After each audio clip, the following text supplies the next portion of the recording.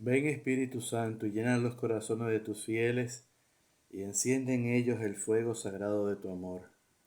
Envía tu Espíritu y todo será creado y renovarás la faz de la tierra. Oh Dios, que has iluminado los corazones de tus fieles con la luz del Espíritu Santo, haz que guiados por el mismo Espíritu saboreemos la dulzura del bien y gocemos siempre de tu divino consuelo. Por Jesucristo nuestro Señor. Vamos a compartir el retiro semanal, el que no llegaba y llegó, el cuarto concilio ecuménico de los 21 de la historia de la Iglesia Católica. Vamos a reflexionar, a orar, a meditar en medio del barullo de la cotidianidad, como se podrá escuchar afuera. Los dominicanos somos bullosos. Los dominicanos no tenemos esa particularidad que tendrán los ingleses y otros más de estar, algunos de ellos, porque es lo mismo en todas partes, de tranquilidad, de cerrar una puerta sin que se estralle o de hablar sin que se escuche a 2 cuadras. Resaltando esas costumbres nuestras que después dicen que hacen mucha falta cuando uno no le circundan a uno, vamos a repasar unos breves minutos de los 3 primeros concilios. Nicea, año 325, Jesucristo, de la misma naturaleza del Padre, Hijo único. El credo de Nicea-Constantinopla, que rezamos los domingos en la Santa Misa, por lo general porque hay otras épocas como en Cuaresma y en Adviento, en que se motiva el misal y algunos tiempos fuertes más a que hagamos el credo de los apóstoles, el credo pequeño, el credo que los niños dicen, el que es fácil de rezar. Recordar al Papa Silvestre, San Silvestre I, su memoria que está en la octava de Navidad, ni más ni menos. El que nació en Belén y murió en la cruz es Dios, es el Hijo de Dios, y el Papa San Silvestre I fue que lo aprobó en sus constituciones, en sus decretos, en sus líneas generales. Garantía de que es un concilio ecuménico con el visto bueno, la aprobación del sucesor de San Pedro y San Pablo.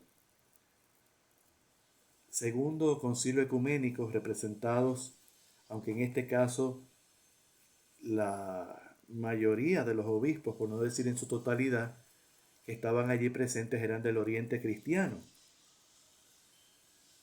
Presidido el concilio por San Gregorio Nacianceno,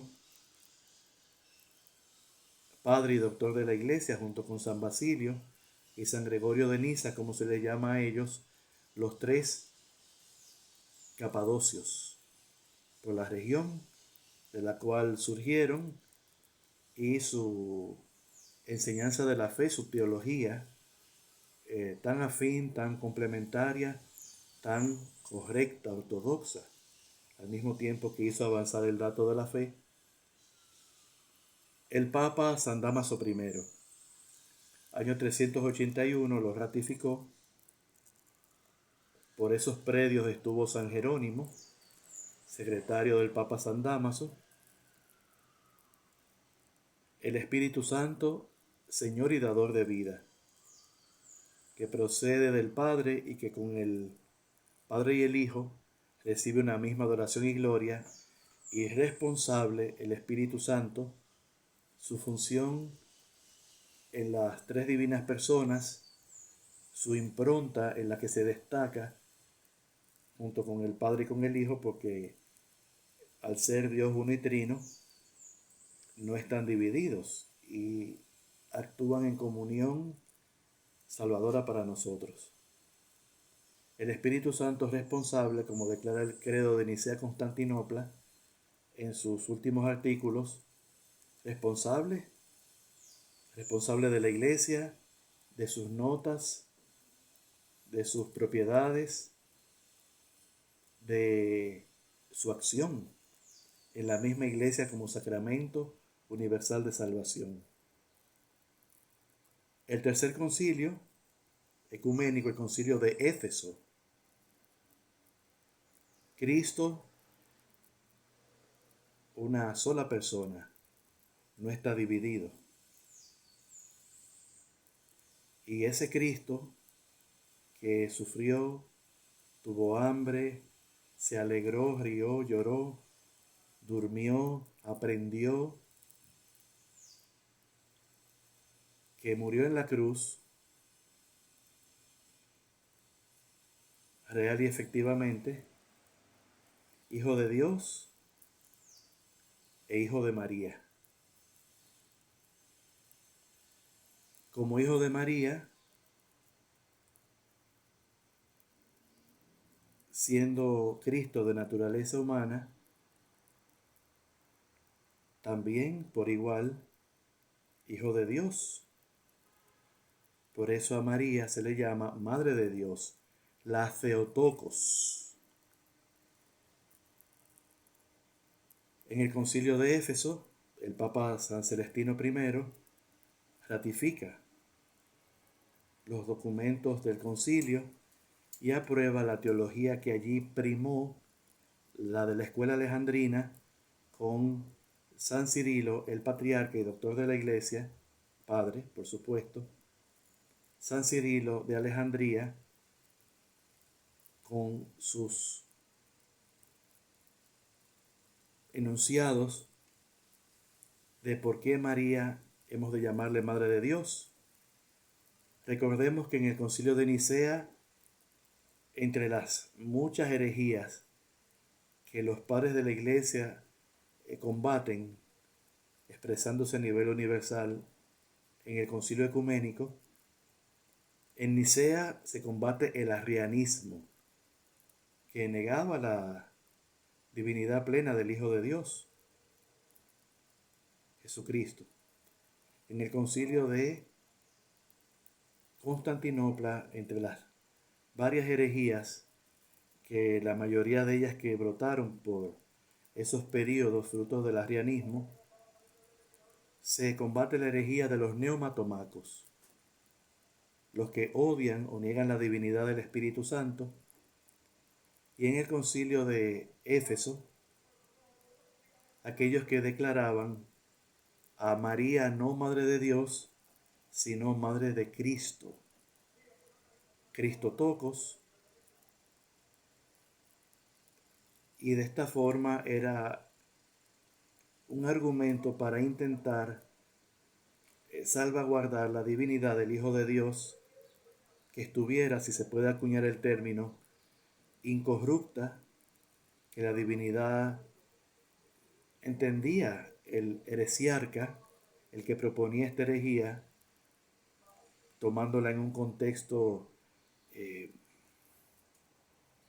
no propio de la tradición, nestorio.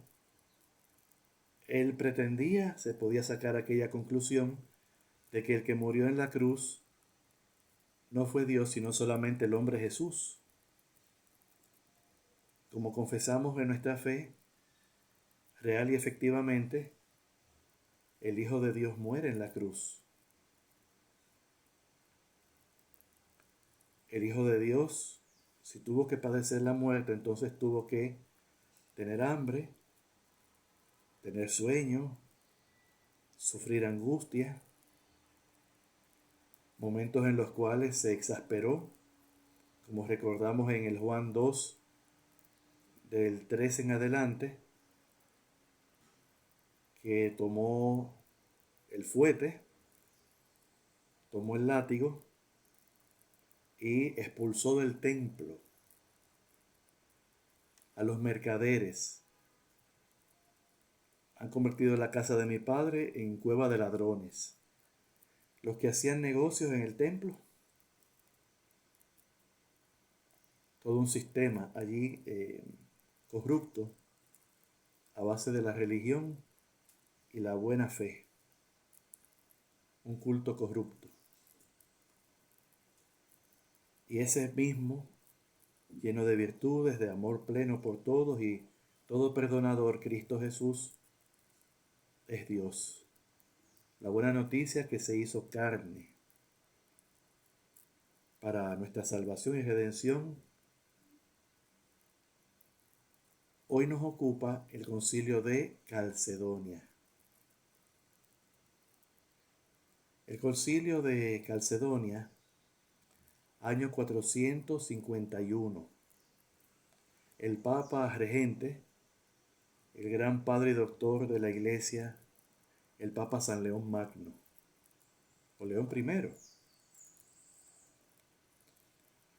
Para aproximarse al Concilio de Calcedonia, su heresiarca, como decíamos con los concilios anteriores, el antagónico de la fe, fue un monje muy virtuoso llamado Eutiques. Eutiques, ante la enseñanza desviada,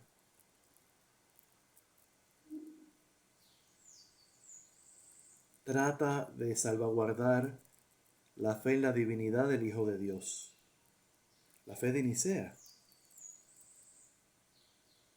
Pero Eutiques llega a un postulado llamado el monofisismo, una sola fisis, una sola naturaleza.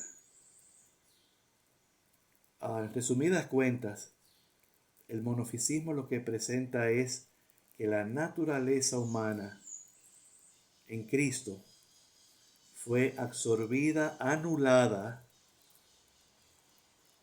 como dicen por ahí, que no sea yo, sino que seas tú, ¿no? El yo tiene que ser yo porque no puede dejar de existir, no puede suprimirse, no puede desdoblarse, no puede confundirse, no puede haber antagonismo, porque si lo hay, uno suprimirá a otro. Y Eutiques pues presenta esta herejía. La Iglesia siempre ha profesado la fe en el diofisismo, es decir, la doble naturaleza de Cristo en una sola persona. Jesucristo, Dios y hombre verdadero. Y esto decimos al desagraviar al Santísimo Sacramento del altar.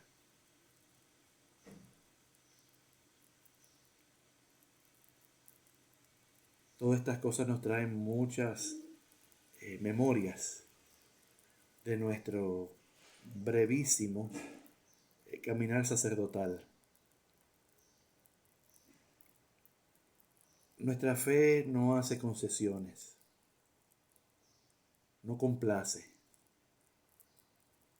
La fe es confianza y obediencia en Dios. Y el inicio de esto son los postulados de la fe, las declaraciones dogmáticas, que ya no son postulados, sino que la Iglesia los ratifica como su fe que siempre ha profesado. Nada nuevo, nada inventado, nada de retrocesos, sino caminando al encuentro del Señor.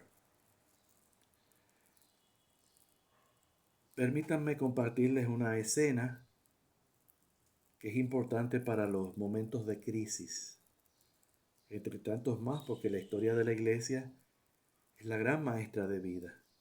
Ocurre una situación, ocurre un problema, una dificultad, solamente hay que acudir a los 21 siglos de historia de la Iglesia y ahí certeramente vamos a encontrar casos similares, inclusive de gravedad extrema, o puertas para solucionar de encerramientos y posturas obtusas que se pudo tener alguna vez. Es necesario conocer nuestra historia como iglesia sanadora que nos lleva al arrepentimiento, que siempre nos trae examen de conciencia, aún la conozcamos. Y por eso hay que profundizarla una y otra vez desde tantos ángulos. Fin de la primera parte.